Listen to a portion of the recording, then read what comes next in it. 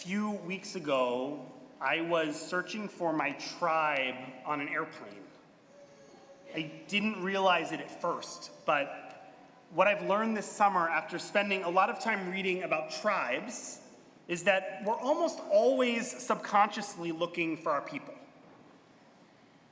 Emily and I were returning from a wedding, and Emily, as she almost always does, started a conversation with the person sitting right next to us on the flight. This person told us that she was connecting through BWI after moving her daughter into college, that she worked for an admissions office of a university. We told her about the wedding, that we lived in Baltimore, but we used to live in Boston. To an outsider, it would have looked like we were just engaging in small talk. But the conversation had a really fascinating texture. What I know now is that in sharing these small details about our lives, we were actually engaging in an intricate ballet of tribal signaling. Without naming it explicitly, we were looking for signals to see if we were members of the same tribe. Why did she have a tennis racket on her lap? Why was I wearing an Orioles baseball cap? Even though we knew we might never see each other again, our minds seemed to be looking for some kind of connection. And then, almost inevitably, after noticing that Emily was reading a book about Teshuvah, and after mentioning that we hadn't had any lobster to our visit in Maine,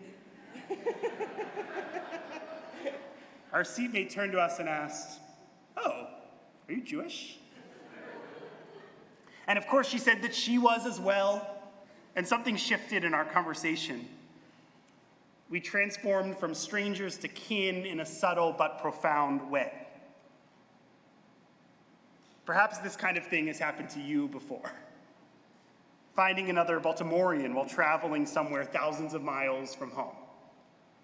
Or discovering a stranger with an identical niche hobby. Someone once told me that every time they went to a professional conference, they would somehow subconsciously find all of the other Jews, as if they had magnets pulling everyone together. This isn't quite a coincidence. The evolutionary anthropologist David Sampson explains that all humans have something innate in them called a tribal drive. It's an instinct that makes us want to belong to groups, and to construct groups that use symbols to represent a shared reality of membership. Sampson writes that as ancient human societies grew, people found that nesting within communities was an essential survival skill. It offered protection while members of the community were sleeping. It helped maintain population diversity. And it was simply a way to avoid unpredictable events that could wipe out the entire community altogether. Anthropologists have discovered now that communities needed a tribal size of around 500 people to ensure their continuity. But here, a problem emerged. Because no person can really stay connected to 500 people all at one time. There needed to be a way for people to feel bonded to each other. Enough so that they would go out of their way to protect a fellow tribe mate, even if they couldn't have a deep personal connection. So they developed a wide array of symbols to signal tribal affiliation, outfits and accents and other affects. And then when writing was developed, our tribal symbols became many times more sophisticated. We were off to the races, writing myths that cemented tribal identity. And our biblical story, well, it's many things, but it's also a great tribal signal. It's a story that's meant to bind us. It's a story of a small nation, much smaller than its neighbors, who have received special favor from God, who are bound together by their connection and by a sacred mission to pursue justice, to honor each other, and to serve their God.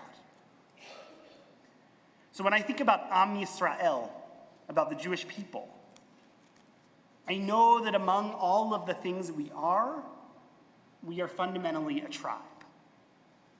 United by theology and rituals and symbols, and ultimately we are a family. We're a community. We're people whose individual destinies are bound together. This year at our synagogue, we're entering the year of Am. It's a year of learning and other programming meant to help us explore this essential yet complicated idea of peoplehood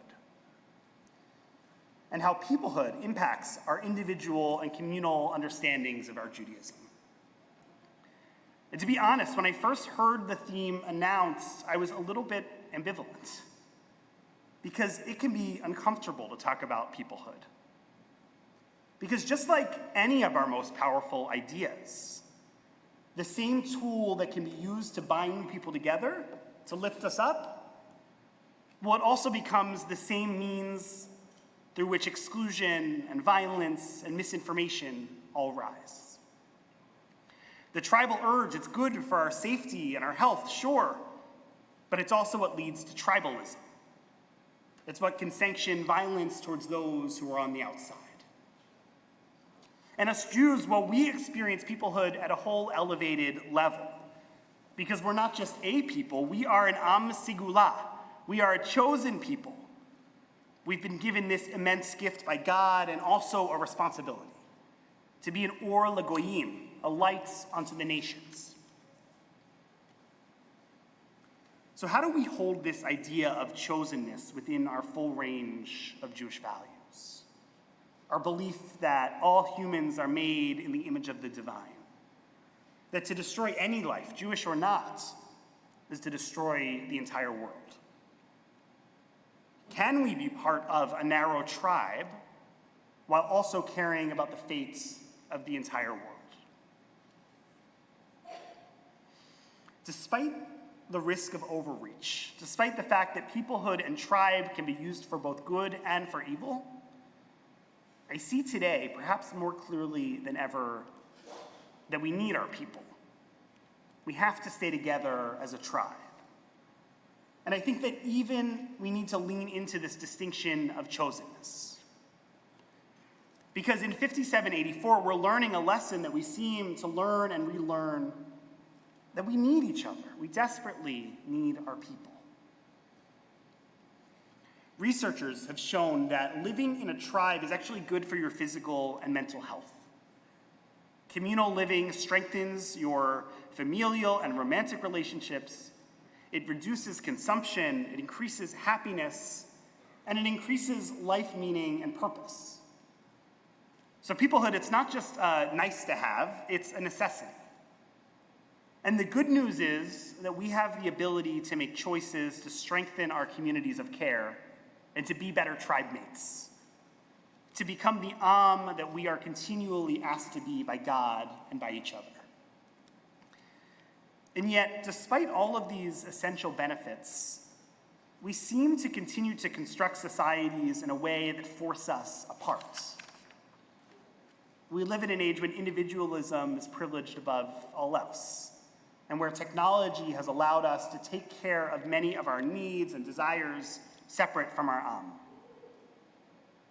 And this has all led to incredible gains of wealth and productivity, yet on the whole, most people have not reported feeling much happier. We've developed our communities out of step with what we really need for our own thriving. A central tenet of Jewish law and Jewish theology is the desire to remain a strong tribe, to be an Am. All of our most important Jewish texts have been written at times where the fear of the other was tangible and was real, and our sages have continued to attempt to create legal and ethical frameworks in which we can live together and depend on each other.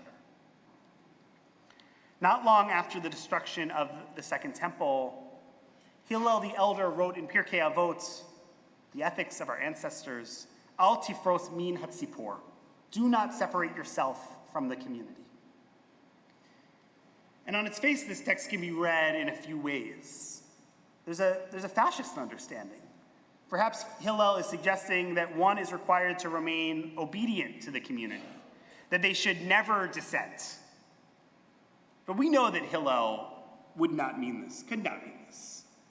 Hillel and his school, they're most famous for their dissent, Very often, when Hillel appears in rabbinic literature, it's in disagreement with his sparring partner, the school of Shammai. So al tifros mina tzibor, refusing to separate yourself from the community, it must really not be referring to communal ideology. And the medieval commentator Bartonora explains the words in this way. It's not that one has to agree ideologically with the community, but rather, ella hishtatef b'tzaratam, that a person should share in the troubles of the community. Literally, they should bind their troubles to those of the full community. This language is familiar to me, and probably familiar to those of you who have converted to Judaism in this community. At the final moment in the conversion process, before the Beit Din, the rabbinic court, we ask the conversion candidates a final important question. We say, do you bind your personal destiny to the destiny of the Jewish people? At that moment, when you join the Jewish people, we all become one. Our destinies become bound. All Jews share in the sorrow. And yes, of course, we all share in the redemption. So in this year of we have two competing mandates. To take stock of our own community and our own to make sure that we are building a community in which we're looking out for our whole tribe. I really hope we use this year to continue to expand on initiatives like our congregant-to-congregant initiative, C2C, so that when someone does disappear into their house, or is ill, or is going through a life transition, that we make it our business, that we make sure that they're fed and they have transportation, and that they have a system of supports. We can find ways to support local causes, to support Jewish causes, to make sure that we're doing the work to support our however we wish to draw the lines. We have an opportunity to find meaningful ways to hold each other, to build deeper connections, and to strengthen the tight web of community. And at the same time, we have a competing mandate to examine when our own tribal instinct leads us into tribalism. Are we able to call out Jewish leaders when we see them making decisions that are antithetical to Jewish values? Might we become so obsessed with who's in the tribe and who's out that we stigmatize others, maybe those who live in interfaith families or converting to Judaism or others? Despite our strong evolutionary tribal impulses, the good news is that tribes are mutable. We're able to welcome others into the tribe and even change our understanding of the boundaries of the tribe.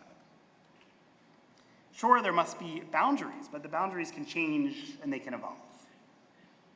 And finally, we have to make sure that we don't become ideological tribalists.